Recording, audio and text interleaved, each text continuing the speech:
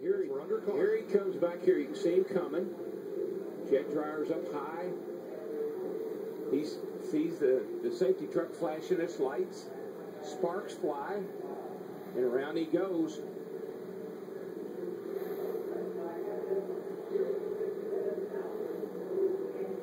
Here's a different angle. See the safety trucks up top? I mean, it just exploded. When it hit it, it just exploded. And he was traveling at a high rate of speed, trying to catch back up at the field. Back of the field.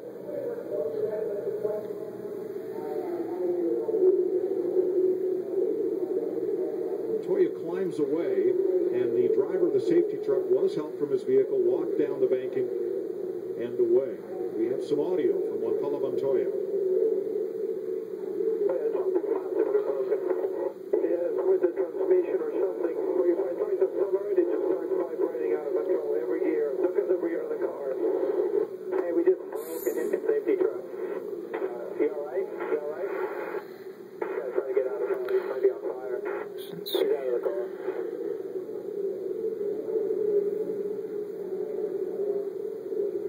Let's go back to Montoya's pit stop prior to this. And a lot of work going on under the car, Larry.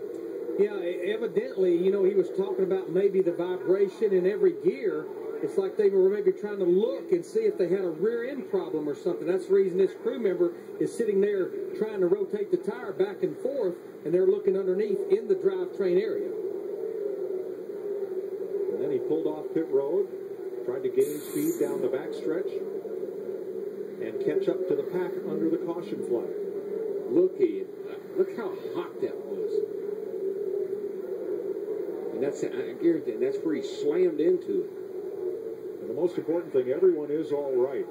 Now, that truck was up against the safer barrier, which is steel, but is backed by foam blocks, which have doubtless taken a hit from the heat of that fire. And the big question right now is, what kind of shape is the racing surface in that was aflame after this strange crash down at turn number 3? Fuel, you can see fuel still running out of that tank. It's 200 gallon in there. It's still running down the hill.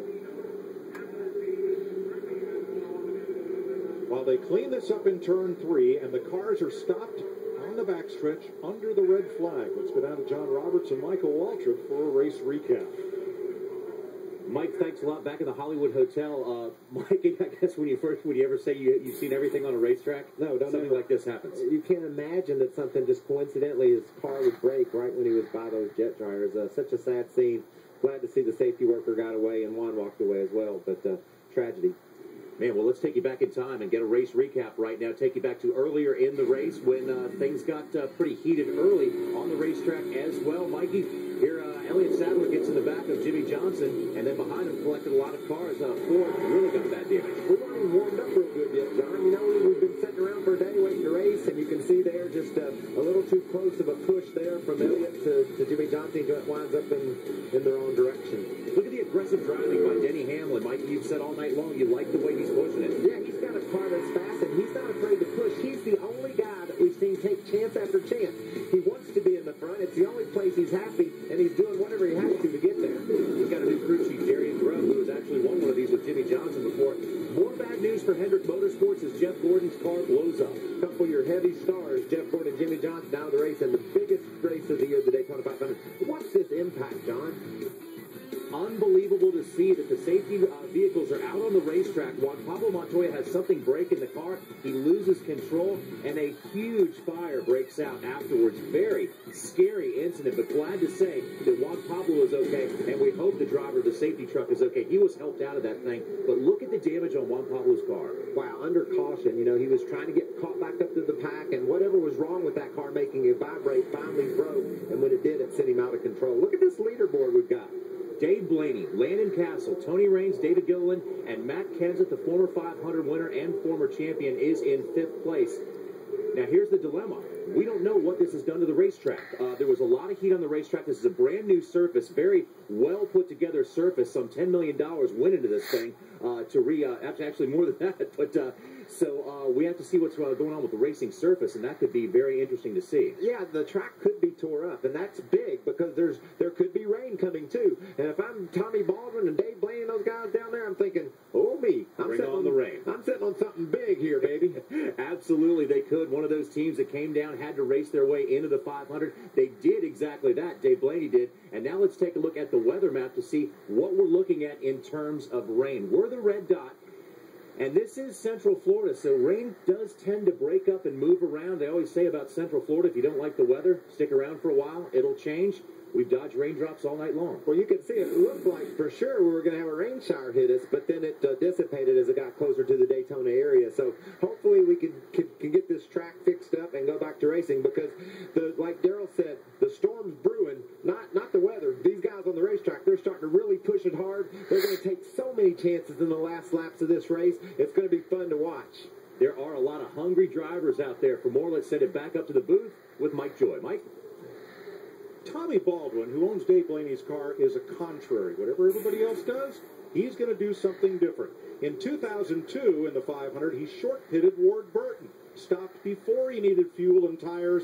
When the checkered flag waved, there was his driver in victory lane. Can he and Ryan Pemberton and Dave Blaney do it again? This place has become almost notorious for people winning a race that have never won a race before. I mean, we've had two already this week in the Truck Series and in the Nationwide Cars on Saturday, and here we are with four guys at the front of the field that have never won a race.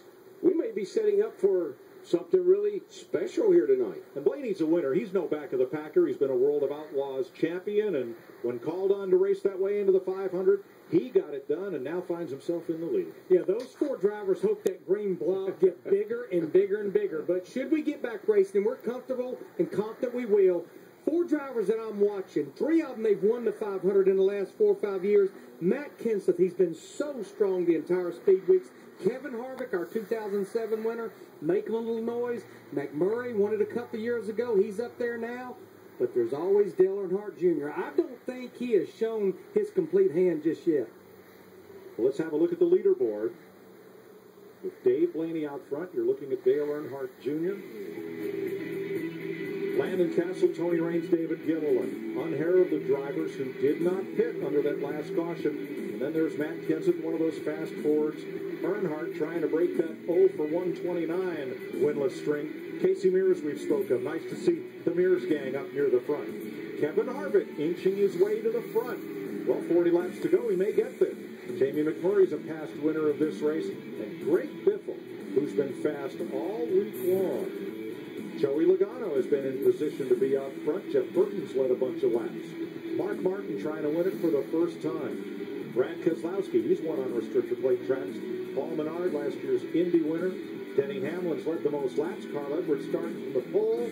Martin Truex is $200,000 richer. Ryan Smith's overcome trouble. We've not seen the last of Regan Smith. Almost every one of those drivers in the top 20 or so, they have shown at some point in the night that they can get to the front and run up front. 29 drivers are on the lead lap and still in a position to challenge for the Daytona 500. Now Montoya is out. Several cars have had trouble tonight and are laps down. Some, like Joe Nemechek, have been in and out of the garage. Back in the race, also Michael McDowell. Jimmy Johnson, 5-time champion, out in a lap 2 crash. And there is the remains of Juan Pablo Montoya Chevrolet. Everybody okay? And once again, it is commonplace for those emergency vehicles to be on track during the caution flag.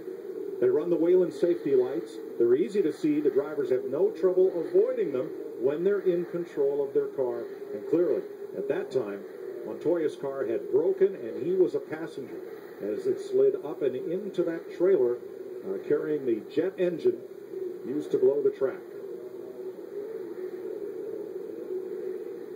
Now, both Montoya and the driver of that truck are being checked out in the infield care center. We did see both walk away, the truck driver with assistance, and Montoya walked to the ambulance and took the mandatory ride for a checkup. The new surfaces that have been put on these racetracks over the last few years, they're a lot different mix than what we were accustomed to back in the day. They got a lot more polymers and a lot more different stuff in them than what, other than sand and stone, rocks and all that stuff. So I'm not sure how it's going to affect this. The only similar incident I can recall was in the late 1990s, I believe, at the Detroit Grand Prix, which was a street circuit. Mario Andretti came around a blind corner and nosed into the back of one of the safety trucks that was doing some cleanup work and ended up out of the race, but certainly nothing like this. Red flag with 40 laps to go in the Daytona 500. And they're still cleaning up from that bizarre accident in turn number 3. We'll be back to Daytona International Speedway live on Fox.